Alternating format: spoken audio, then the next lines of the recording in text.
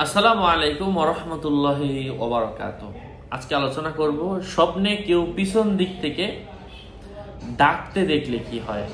আলোচনা বুঝতে সাথেই থাকবেন। যারা এখনো চ্যানেলটি সাবস্ক্রাইব করেননি সাবস্ক্রাইব করতে ভুলবেন না।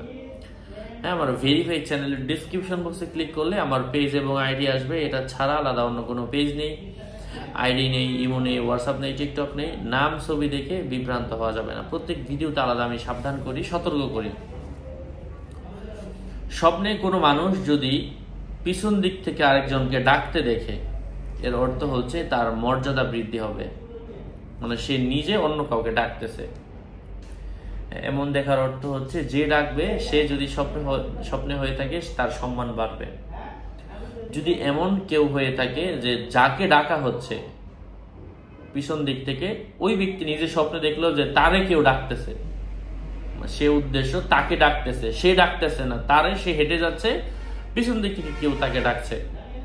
তো যে সামনে হেঁটে যাচ্ছে সেই ব্যক্তিটাই স্বপ্নে দেখলো তারে কেউ ডাকতেছে। এই স্বপ্ন দেখার অর্থ হচ্ছে স্বপ্নদ্রষ্টার সম্মান বৃদ্ধি হবে এবং তার সম্পদ বৃদ্ধি হবে এবং তার সন্তান বৃদ্ধি হবে। কারো কারো মতে তবে তার ক্ষেত্রে ব্যাখ্যার মধ্যে ভিন্নতা আসতে পারে, তার চিন্তা বাড়তে পারে, তার উপর বিপদ আসতে পারে, অথবা কোনো কারণে তার জীবনে আফসোস আসতে পারে।